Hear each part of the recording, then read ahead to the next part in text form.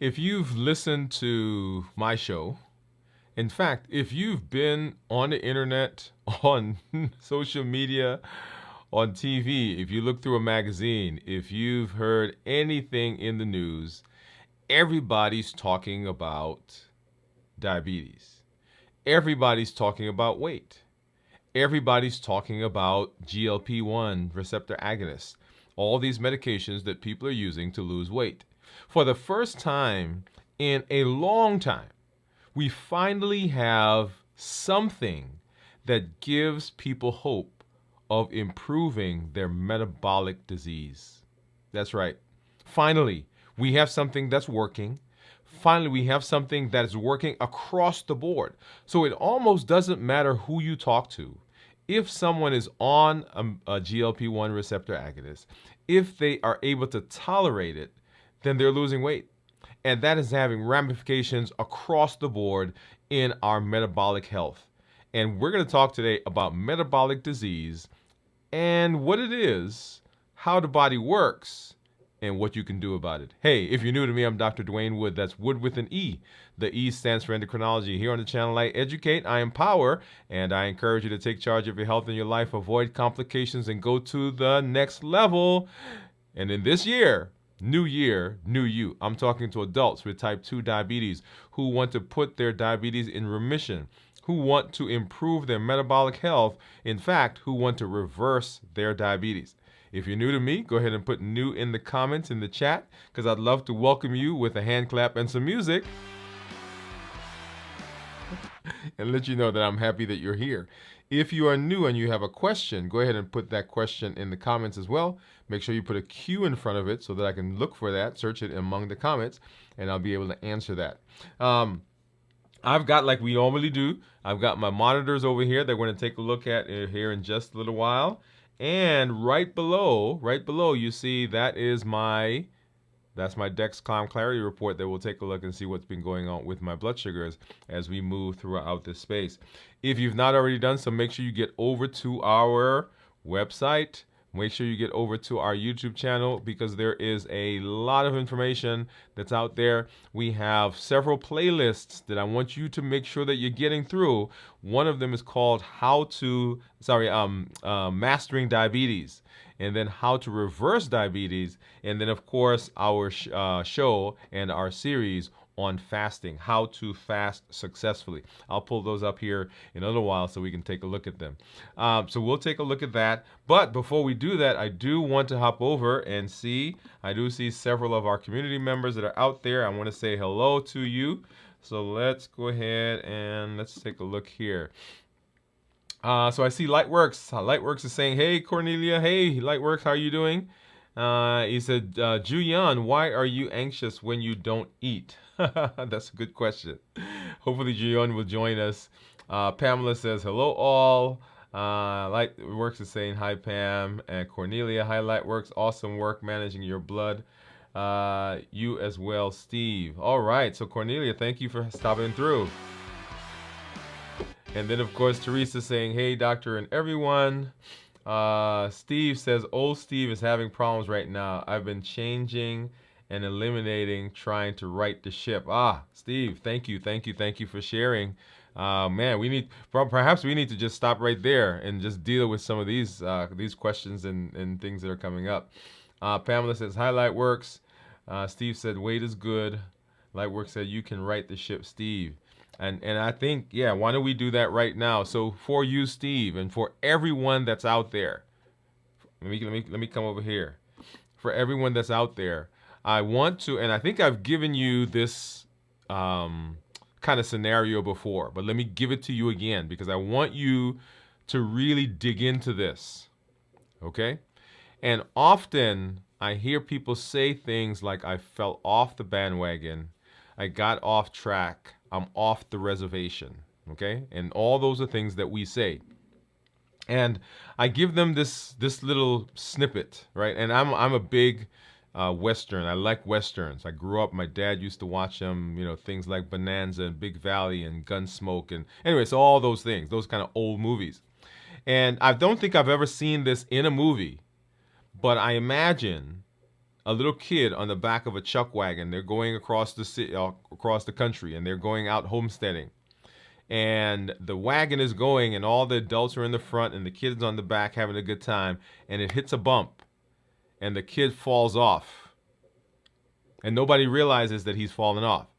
And for the rest of the movie, you see the kid running behind the wagon trying to catch up. And every time, just as he goes to catch up, then he misses and the wagon moves over and goes over a hill. And so for the rest of the movie, he's running behind the wagon. And that is the idea, that is the vision that often people have in their minds, and often the way we feel. And when I say we, I'm adding myself in there, Steve. We feel like we've messed up, we've gotten off track, right? But I want to give you all a different visual. Same movie, same kid.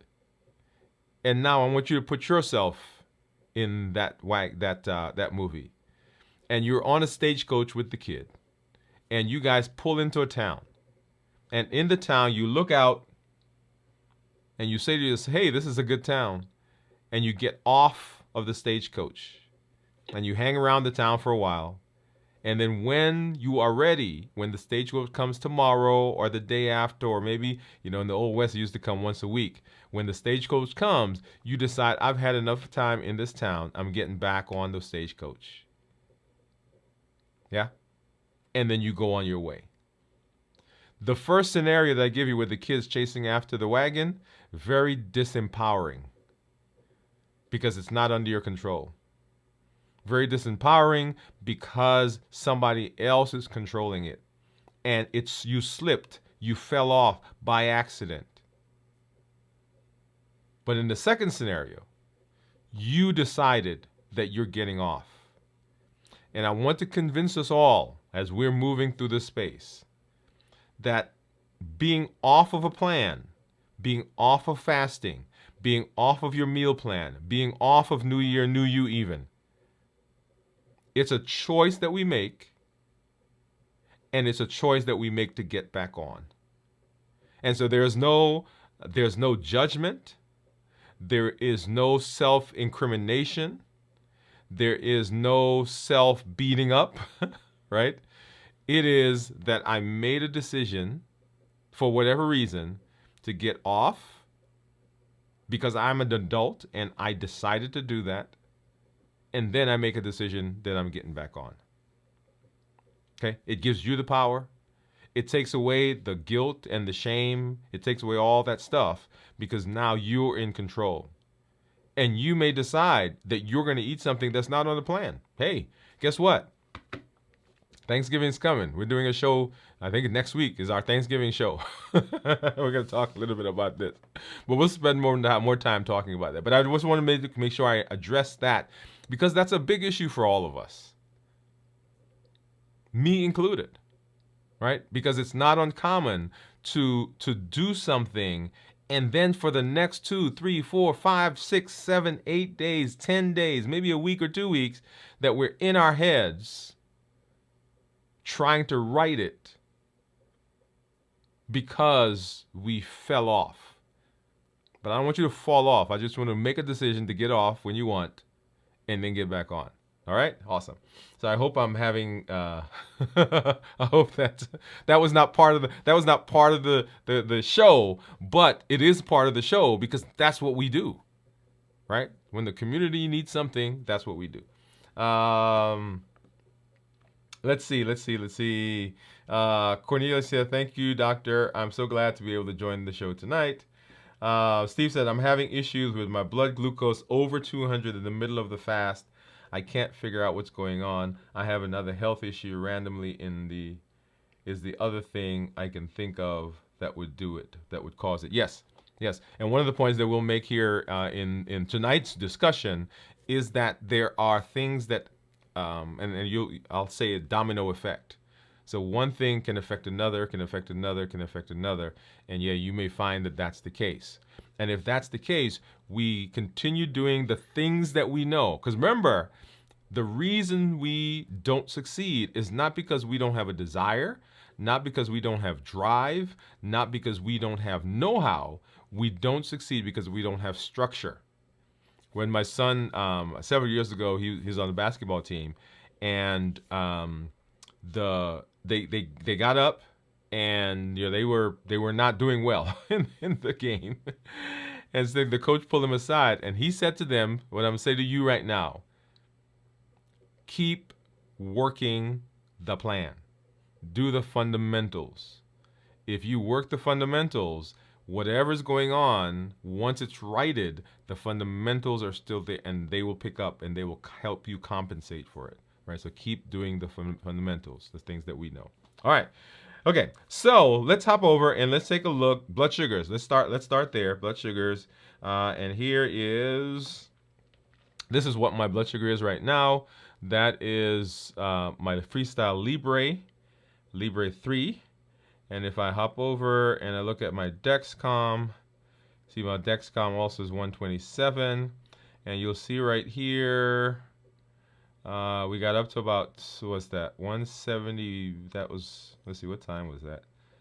So here's lunch, right? And so for lunch, what did I have? Oh, I had broccoli bisque and a couple of meatballs. And I think I told you guys I was doing a shake. All right, so right there, I have to believe that that's the broccoli bisque. Because very creamy. It was delicious. I got it from the cafeteria. So look at that. Up to, what was that one? It came from about 80. And then got up to about 157. Then came back down. And then I did for the rest of the evening. And then on the way home, I decided that I was going to have, what did I have? A slice of pizza. Look at that. So we got up to was the highest, 174. And then back down, and where we are right now. Okay? So that's where we are. Let's take a look at my Keto Mojo. And I'm not fasting, so we stopped fasting on Friday. You guys saw that show. And let's see what we're going to be right now. What do you think my ketones are? I'm going to guess 0. I think last week Steve almost got it. He said 0.1. Okay, and so here is my, this is my Keto Mojo with my strip. And then let's go ahead and open up this one as well, because I don't want to stick myself, but I'm going to leave this one off to the side. Let's go over here. Yeah, I'll leave these off to the side. Right there. And let's grab one of these Lancets. And we'll see. And I love showing the different monitors, because I can't tell you the number of people that will ask me about differences in monitors and whether this one is accurate or that one is accurate, or there's something wrong with my monitor. There's not anything wrong with your monitor, right? So they can have different numbers. And if you are 134 for the Keto Mojo and 138 for the Contour, and then of course, let's put this back on the screen. So that's my my Dexcom Clarity, or Dexcom G7. It says 127. Let's go ahead and get this started. This is the ketone strip. Okay, get that one going. And of course, like I always do, I'm going to tease you. And I think I saw Steve put in there 0.2, so we'll keep that in mind, Steve. We'll come back. All right, so let's go ahead and let's hop over and let's have our conversation. So metabolic diseases. You kind of heard me talking at the top of the show about where we are as a country, as a world, really. And I think there are supposed to be some conversations going on between the U.S. Congress and the manufacturers, the pharmaceutical reps, not reps, but the pharmaceutical companies, because there's this huge issue of cost. All right, so your money always comes into play, but a lot of people are getting benefits. In fact, in our community, we're getting benefit. You guys know that I started out using Mounjaro back a little over a year ago. well, over a year ago, because I've been off for almost a year now. And so the metabolic benefits that we're getting are incredible, right? So like I said, across the board, almost everybody you talk to who's using these medications, we're finding benefit. Metabolic diseases are diseases that are the source of a lot of our chronic illnesses. And we'll make a distinction between, because there are metabolic disorders that are genetic, and there are, of course, metabolic or disorders as we've been talking about. So we'll come to that in a minute. So let's go ahead. Let's hop into it. As you have questions, if you have questions as we go through, go ahead and say that. You'll see the blue ribbon there. Let me make just one big plug. November is Diabetes Awareness Month. We started out the series, or started out the conversation last week with a review of diabetes. This is a continuation, if you will, of that, because diabetes is the prototypic metabolic disease. And we're going to get into some other, we'll get into how it works, not necessarily get into others, but how metabolic diseases are working, how the body's functioning. That's our goal tonight. And if you understand this, then you understand a lot of the metabolic diseases that we have and why they are the way they are. Okay. All right. So metabolic disease. So what is metabolism? What is metabolism?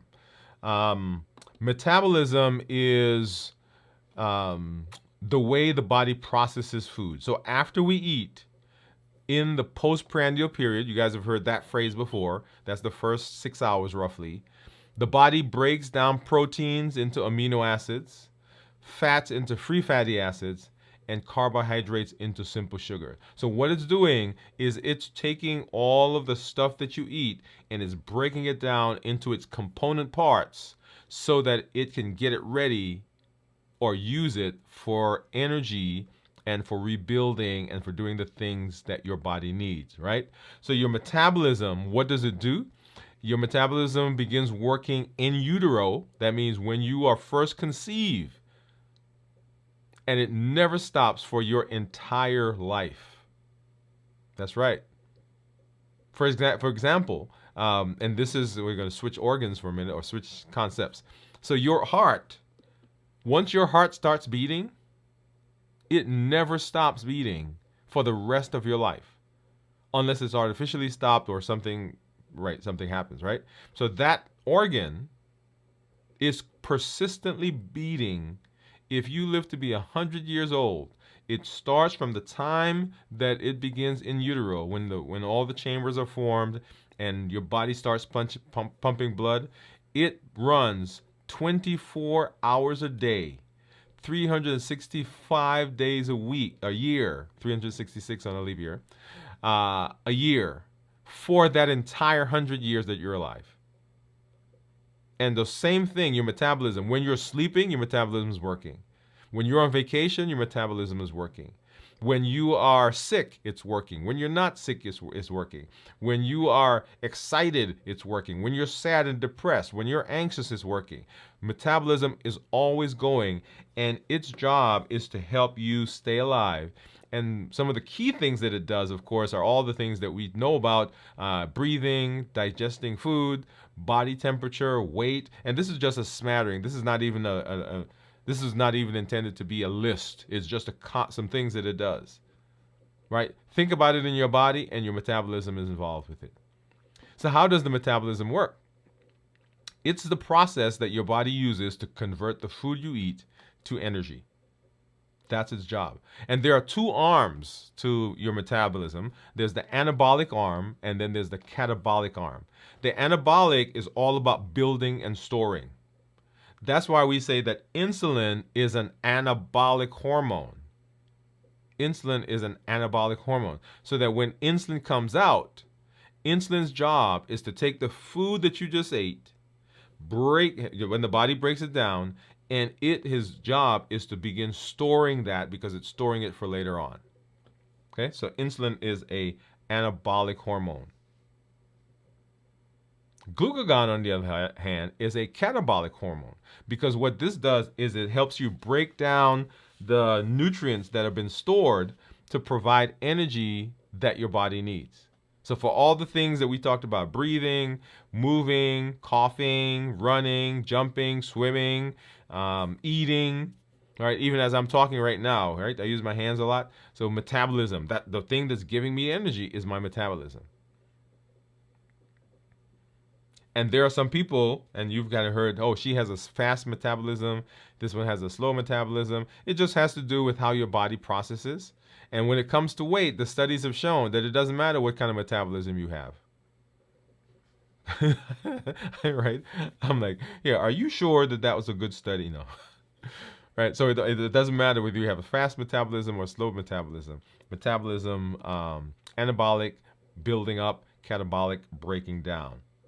Right? And so, what are metabolic diseases?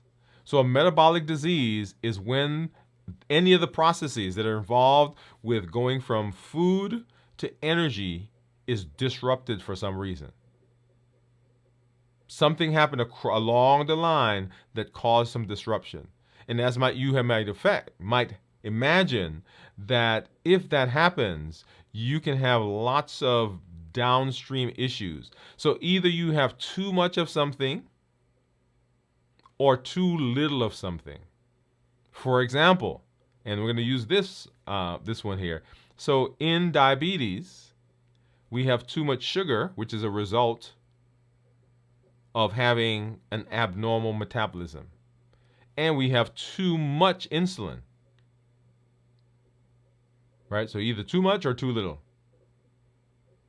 And that is one of the difficulties in when metabolism goes out of control. So what controls metabolism? It is a complex process, and it's controlled by, hey, look at that. Do you guys see that? Hormones, right? Hormones are right there. But also the nervous system and physical activity. All right, so hormones control metabolism. For example, your thyroid. If your thyroid is slow, if your thyroid is low, if you have hypothyroidism, for example, then your metabolism slows down. That means your body is not converting, right, properly. It's not utilizing properly. So people who have the slow metabolism, they put on weight. People who have hyperthyroidism, the other side, where it's too much, they lose weight. One of the things that happens, and I want you to think about this for a second, if everything in your body is slowed down, that means that the processing of insulin in your body has slowed down. So the body doesn't excrete insulin as readily, right? Because the process that gets rid of insulin has slowed. So as a result, insulin stays in your body longer. So people are prone to having more weight gain. They're prone to be more hungry. They're prone to have hypo or low blood sugars, hypoglycemia, because the insulin is still in their body, and that predisposes them to having low blood sugar because the insulin is still working. On the other hand, if you have hyperthyroidism or overactive thyroid, everything is burning up quickly, right? So your insulin that you put in or the insulin that the body makes is going away. And so people tend to have higher blood sugars. They lose weight, right? See all this going on? Now, here's a little caveat in that process, because those people are hungry, just like the people with the hypothyroidism, but they're hungry for a different reason. They're hungry because they're burning up all the calories and they need more food. It's kind of like, have you guys watched any of the superhero movies? You know, The Flash? He's always going, his metabolism is really high, and so he's always eating. Well, that's what's happening in someone who has hyperthyroidism, overactive thyroid. Okay? So hormones control it. The nervous system controls it. Now, we know that, right? Because the nervous system is part of our autonomic and our parasympathetic nervous system. When we get anxious, right, heart rate goes up, right. That is, the signal comes from the nervous system, right. When we talked about the COPE model, clarify, observe, pause. The ability to pause is a parasympathetic nervous system issue. And so if you can pause, what you're doing is you're basically slowing the system down. And that's a parasympathetic. And then, of course, physical activity, right? Physical activity. But there are some other things that can also affect sleep, affect metabolism. Physical activity, of course, we got it there. And then sleep, and then nutrition, nutritional signals. Now, see how all that's all coming together? Metabolism, all right? All right. So that's what controls it. What controls metabolism? So what are some metabolic diseases? So this group of diseases, these are genetic disorders. These are things that people can be born with, they develop, but it's in their genes. We're not talking about that group of diseases today. All right, those are things like Gaucher's and hemochromatosis or maple syrup urine disease or mitochondrial disorders, Tay-Sachs, Wilson's disease. Those are not the ones we're talking about. We're talking about the most common non-genetic metabolic disorders.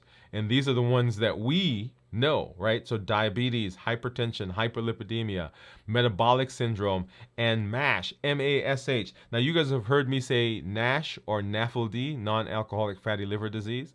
Well, the NASH, non-alcoholic steatohepatitis, has been renamed to MASH to give significance, right? It's a name that now says that, hey, we know that the fatty liver that people are having is directly related to their metabolic disease.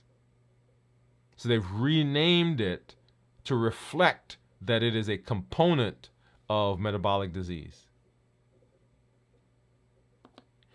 All right. So what is metabolic syndrome?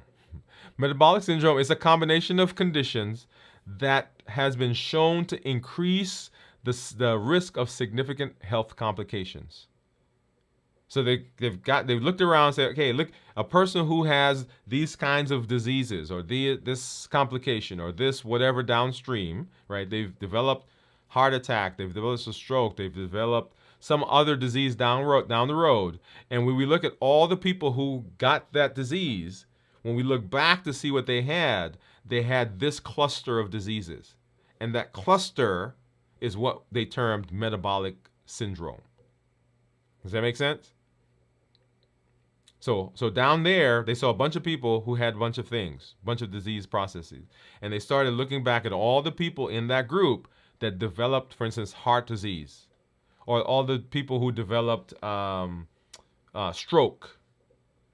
And when they looked at all those people, they began identifying different clusters of illnesses that those people had.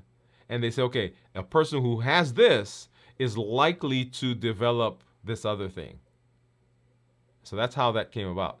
And so the risk factors that they found was a large waist, high triglycerides, low HDL, high blood pressure, and high fasting glucose. So that is what is termed metabolic syndrome. And you probably have known this by this idea of the apple and the pear shape. The apple and the pear shape.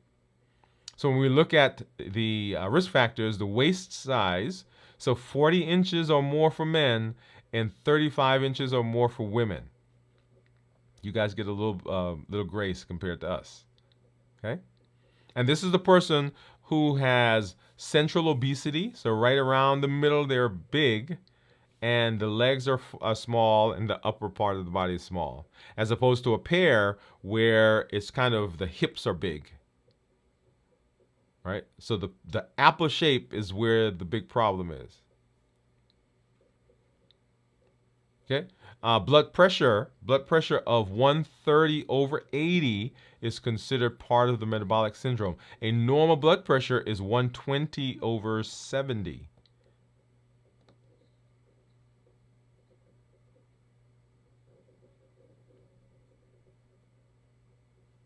Right? Well, 120/80, depending on who you talk to. Blood sugars. If your blood sugar is over 100, then you're part of the metabolic syndrome. If you have a cluster of these, not just if you have one, but if you have a cluster of these. And then, of course, triglycerides, 150 or higher, because 149 is considered normal.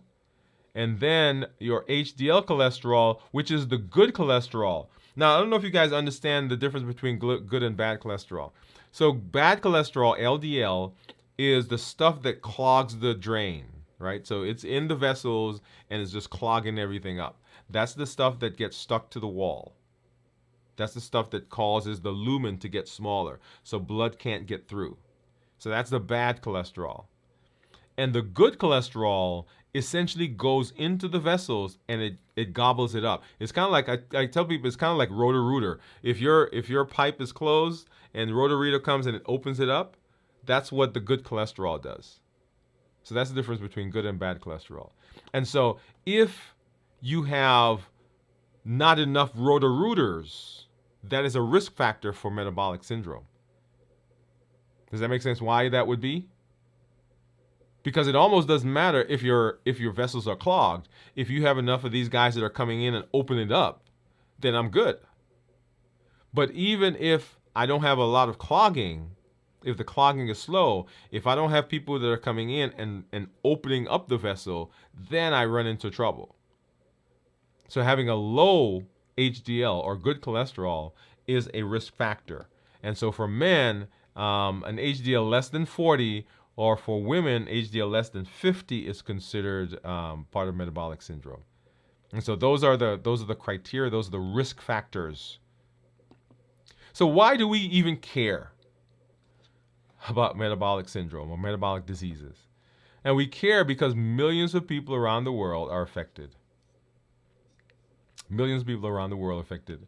It's a leading contributor to chronic illnesses, death, and disability, because it has a lot of downstream complications, as you guys know, right? So we're talking about heart disease, death. We're talking about kidney dialysis, blindness, non-traumatic limb amputations.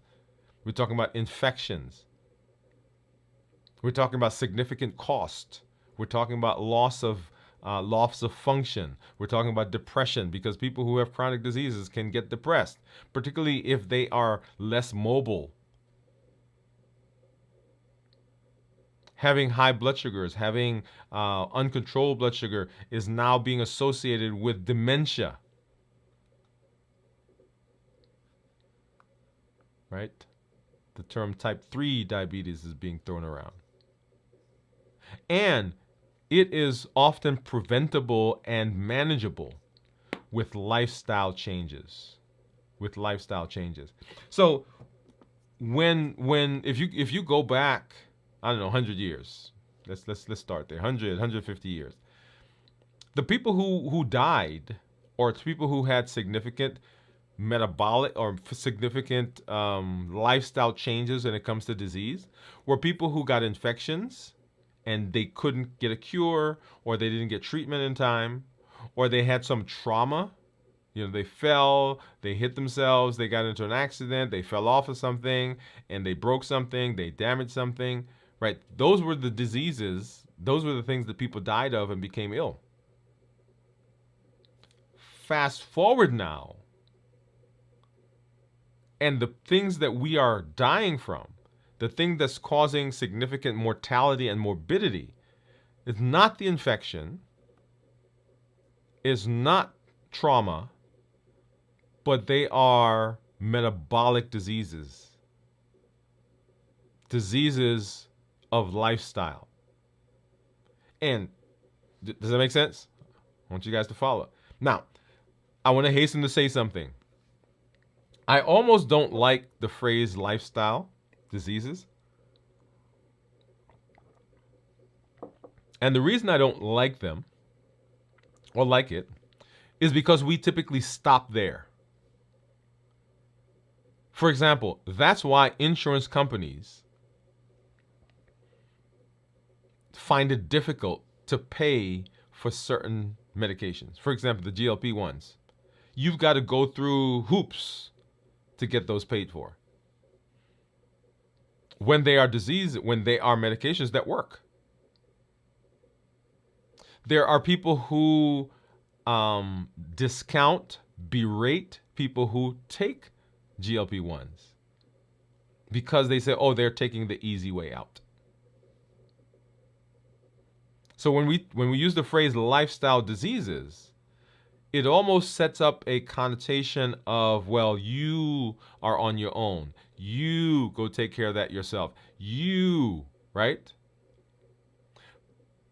And that is true, but we discount the effect that all of the other things are having. And that's why I always use that example where I ask people if you hold their breath. Hold your breath as long as you can. I'll give you $1 million if you can hold your breath for 10 minutes. Yeah. And when they breathe, I say to them, well, why did you breathe?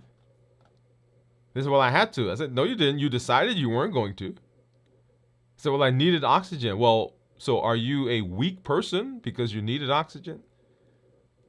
Do you not have moral character because you breathed? No, you breathed because your body made you breathe.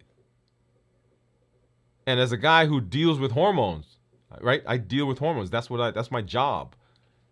I understand, and I try to get people to understand that when the hormones are going, it's almost like trying to get somebody to hold their breath. And if we don't understand that, we throw this phrase lifestyle diseases out at people. We throw it around. And we inadvertently convince people that they're on their own.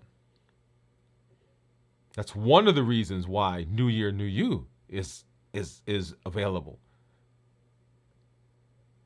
Because we want to change your mindset. We want to help you understand that yes, it can be done, but there are things in you that we've got to deal with in order for it to be done. And when we say lifestyle disease, we almost discount it and we say, okay, yeah, that's your job. That's your problem. All right. So that's why we care. That's why we care. So they're interconnected. They are interconnected. It's another reason why we care. Metabolic diseases occur together. Example, metabolic syndrome. We just said that. Right? Central obesity, low HDL, high blood sugar, high triglycerides, all those things together. They travel in pairs. They have a shared risk factor. Obesity, for example, insulin resistance, or hyperinsulinemia, sedentary lifestyle. So they tend to be together. So if we can fix one, there we go. There's that phrase, right? If we can fix one, if we know what to do for one, if we know what to do for the prototypic one, then we can extrapolate that to other things. Because, as you see there, the domino effect, and this is what I was mentioning, I think, to Steve earlier, that there are things that go on that all kind of compound against each other. Right? So one condition increases the risk of another, so that when there is something else going on in our metabolism, we get ill, we get infection, we get some inflammation, we get stressed, we don't sleep, then that throws the other things out of whack because they are interconnected. It's a domino effect. Okay? All right. So what is the role of hyperinsulinemia? One of the things that we talk about all the time when new people come to my office for diabetes, one of the points I always make to them is that diabetes is not a sugar problem.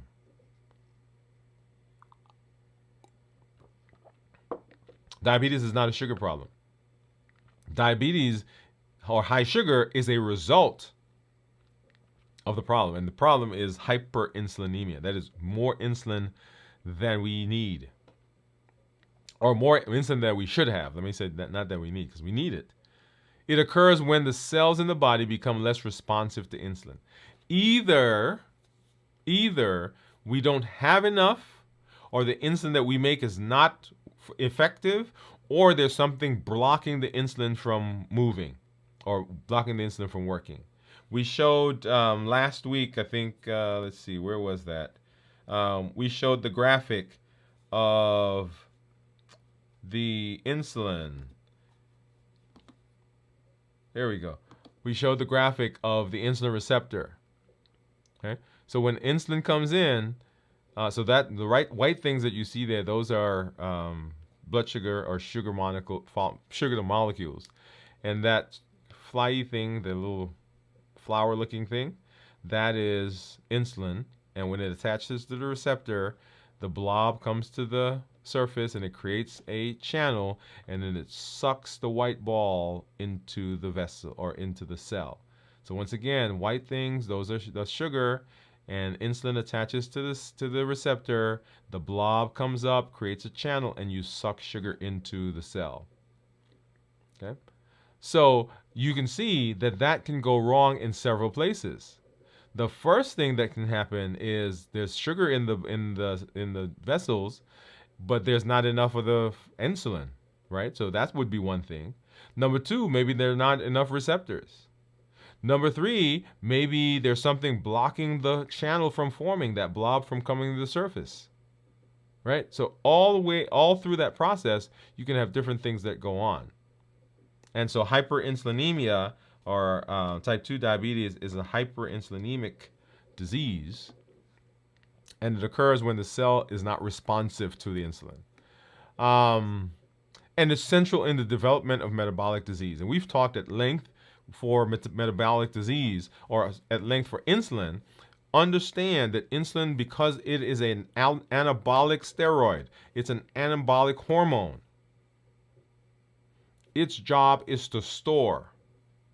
And anytime you have something that's storing, anabolic, it's getting bigger. So cells are getting bigger. You're putting on weight. You're getting fatty liver. Your blood vessels become less elastic, or less compliant. Let me not say elastic, because that has a specific meaning. Less compliant. And so what happens is the blood sugar or blood pressure goes up because the vessels are stiffer. Right? So the role of hyperinsulinemia. So what are common symptoms? Well, fatigue, weight gain, frequent urination, high blood pressure. And often there are no symptoms until serious complications happen. So we're talking about metabolic syndromes across the board. One of the reasons I don't like pre-diabetes, the phrase, is that people think because I'm pre-diabetic, I don't have to worry. That is not the case, because pre-diabetes simply means that you haven't reached the criteria yet for being diabetic. And I don't know if I have it in this. Let's see. I don't think I have it in this this slide deck. But remember when we did the when we talked about the diagnosis of diabetes. Let me see. Let me grab that really quickly. When we talked about the diagnosis of diabetes, what we talked about was the differences between in the A1Cs.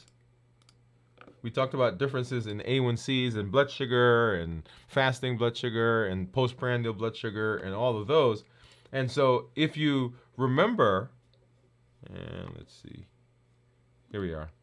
All right, so if you take a look at this graph or this diagram, we're talking about, if we talk about A1Cs, a pre-diabetic A1C is 6.4, and a diabetic A1C is 6.5. That is 1/10 of a point away from each other. So to say that if I'm 6.4, I don't have the complications that somebody with a 6.5 has is not true. That's why, so when we say pre-diabetes, people get kind of lulled to sleep. They think, oh yeah, I'm good. I don't have to do anything. And that's not the case. Okay. All right. But let's see. Okay, there we go. So often symptoms, so symptoms don't show up until you get serious complications. And then, of course, when we talk about diagnosis, right, the diagnosis comes by blood tests, for example, fasting glucose, fasting lipids, blood pressure measurement, waist circumference, and BMI. That's why we check BMI. That's why we look at BMI. And then how do we prevent and manage metabolic disease? I want you to think through the process of metabolic diseases. What are they? How do they work? Right? So when we did a show talked about DAMSIC, DAMSIC, right? Diet, activity, medication, sleep, inflammation, and cortisol effect, or DAMSAD would be another way of saying that, right? So as we're talking about diet, so balanced bites, diet, making sure that you are doing the things that you need to do, that you are watching, that you are preparing meals that are consistent with what you say your goals are, that are consistent with, so that your activities, the foods that you're eating, align with your destination. They align, so that, and here's the point. Here's the point I want to make. Right? So I never tell people that there is a food that they can't eat. Those words never come out of my mouth. Now, unless you're allergic to something or something like that, that's a whole nother conversation, right? But I'm talking about just food that, not food that's you're allergic to. I never tell people there's something they can't eat. What I tell them is they have to understand the effect of the food on their body and figure out what they're going to do to compensate for it. I want you to listen to me, right? And all the people that are out there that are listening right now, and the hair in the back of their neck is standing up, because what you're hearing me say to people is just eat whatever you want, and right? That's not what I'm saying. What I'm saying is you have to understand what you need to do to compensate for what you're eating. Often people eat a cookie, but they have no plan for what they're going to do with whatever comes from the cookie. And so you got to understand that, okay? So balanced bites. So balanced bites say, hey, whole foods, not a lot of processing, no added sugar, low protein, healthy fats, or lean protein, healthy fats, starchy and non-starchy vegetables, tasty food, flavorful. Make sure that you are portion controlled, okay? And then activity, right? Falls right into the New Year, New You, right? As a matter of fact, all of this falls into New Year, New You. That's why I have that New Year, New You logo down at the bottom. Medication, right? What medication should I be on? What medication should I not be on? Anything that is producing insulin in your body, or if you're taking insulin, the very first medications that I try to get people off are those medications. And then, because remember the pillars: decrease insulin. Number 2, suppress appetite. So any medication that's going to help suppress my appetite, that's one I want. That's why the GLPs are so amazing, because they help to suppress appetite. GLPs don't cause weight loss. Oh, okay, sorry. Oh, did I spill the beans? GLPs don't cause weight loss. GLPs suppress appetite, and the suppression of the appetite causes the weight loss. Hear me, everybody? So that when I talk to my clients, when I talk to my patients, what I'm helping them to learn is I'm helping them to learn what the GLP is doing. That's what New Year, New You is all about. To figure out how can I do the same thing that the GLP is doing, so that if I take the GLP away, I still have the benefit and I'm doing it myself. So simply taking the medication without learning, I don't think is the right place to be. You got to learn what to do, because here's the thing. You want to hear? Let me come closer. Somebody is having great success with GLPs right now. Amazing success. And down the road somewhere, they're going to have a side effect where they won't be able to take the medication anymore. Somebody is having great success right now with the GLP, And down the road, the insurance company is going to decide they're not paying anymore. Somebody right now is on a GLP, and financially, they're not going to be able to afford it down the road. My question is, when those things happen, what's the plan? I love GLPs. I prescribe them all the time. I love how they work. I think they are an amazing group of medications. I would give everybody who can tolerate it, who doesn't have any other issues, a GLP. That's how much I like them. But my question is, what happens if you can't get it? Like we had a shortage. I had people come into the office, they were panicking because they couldn't get the GLP. And my question to you is, what are you learning in the process? That's what New Year is all about. Right? The fasting that we're doing, suppressing the appetite, decreasing insulin, reducing sugar, the heat model, understanding what the triggers are. New year, new you. What do I need to do to set myself up for success? Getting good sleep, dealing with my inflammation through fasting, autophagy. See how that all is coming together? Dealing with cortisol, with the COPE model, clarifying, observing, pausing, having the ability to break the hijacking that's going on with the amygdala so that my prefrontal cortex takes over. So how do we deal with metabolism, metabolic diseases? That's how we deal with them. And so what's our takeaway? Our takeaway is this. Number one, metabolic diseases are interconnected and manageable. They are interconnected and manageable. One affects another, affects another, affects another, and I can make a difference. That's the whole idea behind unlimited potential. That's the whole idea behind unlimited potential. That we have the power. There was a show back when I was growing up. What was it? He-Man. You guys remember that? By the power of Grayskull, I have the power. You remember, guys? Remember that?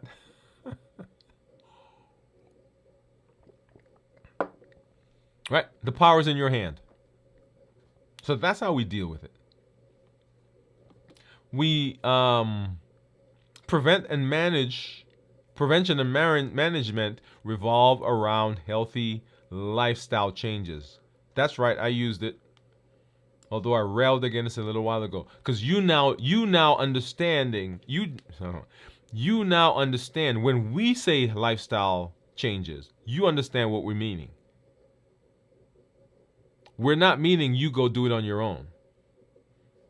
We understand that when we in this community are talking about lifestyle changes and lifestyle diseases, we understand that there are hormonal things that we've got to deal with, stress things we've got to deal with, sleep, anxiety, depression. We understand that there are food triggers that we've got to deal with. And so we're not throwing you overboard and say, okay, just swim. We're saying, okay, how do we walk along with you as we move in the direction of better metabolic health? So lifestyle changes. And then you can take charge of your health right now. Right now. You'll hear as we get into the new season, we'll talk about limitless living. Limitless living, meaning that I have in my hand, I have within my grasp, I have within my resources what I need to tap into the potential of charting the destiny for my health. Limitless living. You've heard us talk about unlimited for this entire year. And unlimited says that I can live a limitless life. I'm only limited by the education I have, the mindset, the vision I have, the way I look at things. I'm only limited by the tools that I've learned and only limited by the community that supports me. There it is right there. But within your grasp, right now, you can make a change. You can make a decision at this moment. And you can say, okay, I'm not going out like that. I'm not doing the things I've been doing. I'm not doing it like I've been doing. When you make that decision, when you've committed to that, and you have a structure within which you can work, within you can function, all you've got to do is work the plan, work the structure, work the path. And if you do that, then the process of managing metabolic diseases becomes much simpler. Much simpler. And you have much more success. Awesome, awesome. I love it. So let's go ahead, and I think I see, hey, Gion, come on. How are you doing? Glad that you're here. We talked about you a little earlier. We were hoping that you would join us. So let's hop over and let's take a look at, let's see, where are we? I think we read, Steve says point 2, so we're going to look at that just a minute. Gion said, when I don't have appetite, I'm eat because I'm anxious with no food, so I can't make fasting. I have stronger habits than eating by time. Habits to eat lunchtime, so strong. So the time lunchtime comes around, I eat. I can't overcome it, so I end up eating, but I really want to make it fast. I want to fast. So let's pause there for a second. Okay? And so I want to address that for everybody.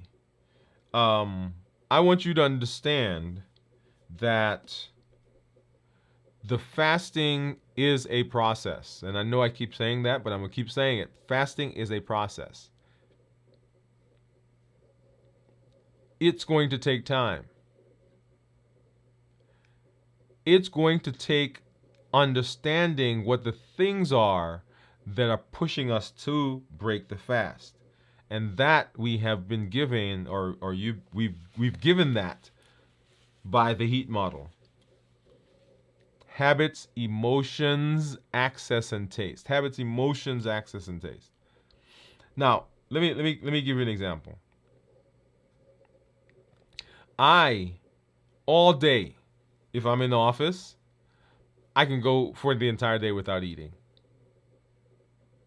So for me, fasting during that period, not an issue.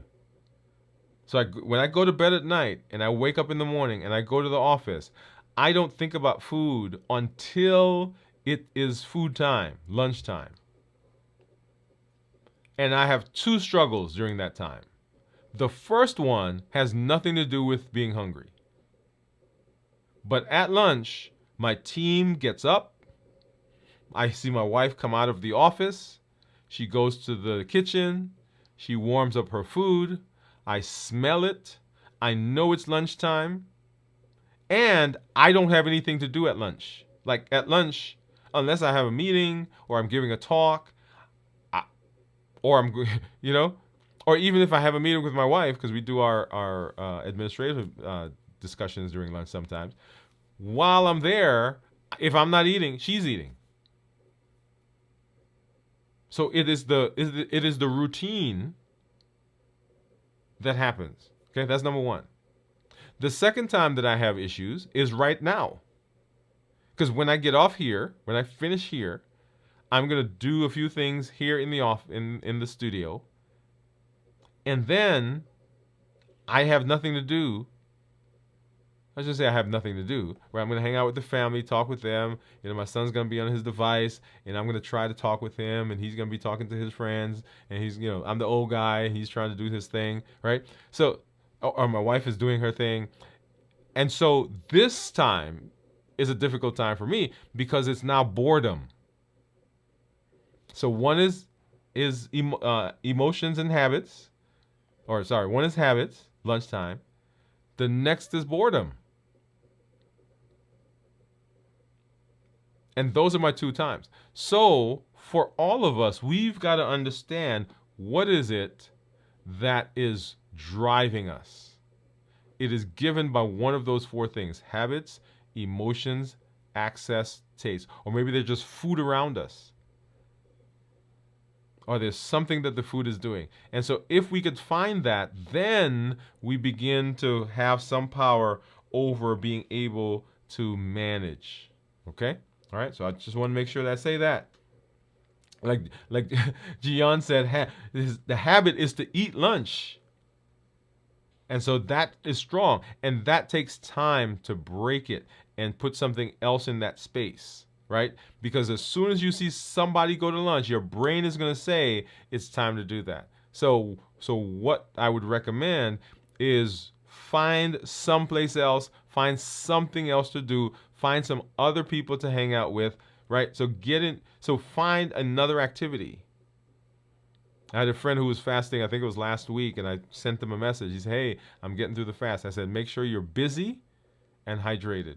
Right? Busy and hydrated. Okay. Cornelia says, I do. And I'm trying to see what...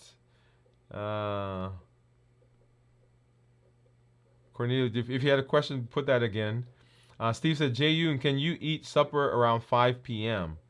So sad I had a strong habit to eat. Any tips?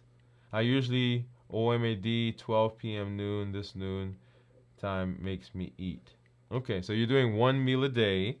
How about changing it from one meal a day to 2 meals a day for now? Two meals that are relatively close to each other, right? So right now it sounds like you're doing a 23-1 essentially, right? You're eating one meal a day. And so you're fasting essentially for 23, 24, almost 24 hours. So instead of doing one meal a day, make it 2 meals a day, but put those meals relatively close to each other, maybe within 4 hours of each other. Once you're able to do that, then compress the eating time, or even make it start out with a longer time, right? So maybe you'll do 8 hours between the 2 meals. But start somewhere, and then once you're better at that, and you put some things in place, then begin compressing the time. Okay? Because it's as long, in addition to being a physical thing, it's also a mental thing. Okay? So Steve says, Jae-yoon, just look at fasting as saving your life. Jae-yoon said, I'm very anxious over noon with no food. Teresa, Jae-yoon, have you tried drinking water? Great, Teresa, great idea. Love it, love it, love it, love it, love it. Okay, have water with you and drink water. Pamela says, maybe work on a hobby around lunchtime. Right, there you go. Pamela, staying busy. Cornelia said, I was just saying I remember He-Man. That's right. He-Man and She-Ra, right? Remember his sister? He-Man. Castle Grayskull, man. I remember that. So awesome. All right. So let's take a look. Hey, let's take a look at my ketones, right? So Steve said he thought my ketones were going to be 0.2. So where is...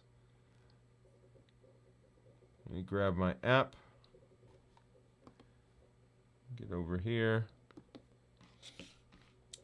And so let's go ahead and pull that out. So when I broke my fast on Friday, my blood sugar was 68 and my ketones were 2.7. So let's go ahead and turn that on. And let's go ahead and sync. And drum roll, please. Drum roll. Da, da, da, da, da, da, da, da. And it is 134 for glucose and 0.3 for ketones. 0.3 for ketones. So remember, for ketones that are less than 0.5 considered normal, 0.5 to 1.5 considered nutritional ketosis, and then above 1.5 considered therapeutic ketosis. And so right now I'm in the normal range. If we look at the actual graphs, you'll see the tan line, that's blood sugar. Turquoise line is ketone. So as my blood sugar went down, ketones went up. And then as my blood sugar went up, my ketones go down. So blood sugar is the driving force, by the way.